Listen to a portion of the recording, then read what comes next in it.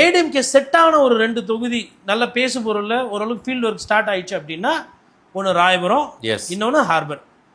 ஆமா, இதுல ஹார்பர் என்ன சர்ப்ரைஸ்னா போன வாட்டி வந்து பிஜேபி நின்னாங்க. பிஜேபி நின்னப்பே ஒரு 3-4 ரவுண்ட் வந்து வினோஜ் வந்து முன்னேறினாரு, இது பண்ணாங்க.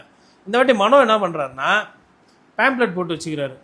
இந்த இடத்துல எல்லாமே விலைவாசி ஜாஸ்தி, வட இந்தியர்கள்லாம் இருக்கிறீங்க, ப்ராப்பர்ட்டி உங்கள் ப்ராப்பர்ட்டிக்கு பாதுகாப்பு இல்லை, ஒரு லேண்டு மாஃபியா சுற்றுது, அமைச்சருக்கு அவங்க வேண்டப்பட்டவங்க, சேகர் பாபு அவர்களோட அவர் பேரை சொல்லி சொல்றாரு, சேகர் பாபு தான் இதுக்கெல்லாம் காரணம், இவங்க ஊடெல்லாம் உங்களுக்கே சொந்தம் இருக்காது பார்த்துக்கங்கன்னு சொல்லிட்டு எடுத்துக்காட்டோட போறாரு.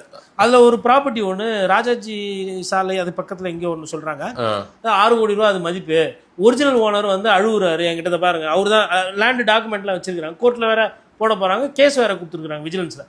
இந்த மாதிரி ஒரு 7-8 சர்வே நம்பர் சொல்கிறாரு.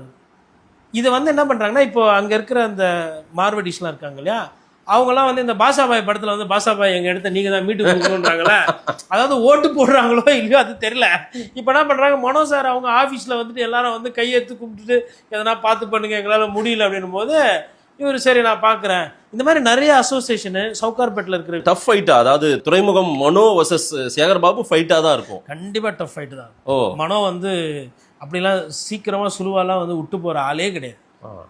அதாவதுங்க இப்போ ஃபஸ்ட்டு வந்து வேற ஒருத்தர் பேர் இருந்தது, அவருக்கு நான் கூட ஃபோன் பண்ணி கேட்டேன், என்னங்க இவர் பேர் சொல்கிறாங்களா அப்படின்னா, அவருக்கு கொடுக்குறதுக்கு க்ளவுஸ் தூக்கி அப்படியே கையிலே கொடுத்துட்டு போயிடலாம், அது சண்டே இருக்காது. அப்புறம் மனோக்கு அவருக்கு போட்டோன்னே ஃபோன் பண்ணி நிர்வாகி, கட்சி நிர்வாகி கேட்குறேன், சண்டை செய்யலாம், எங்கால் வந்து பயங்காட்டுவார், எங்கால் சண்டை போடுவார், அப்படிலாம் வந்து அப்புறப்படுத்த முடியாது.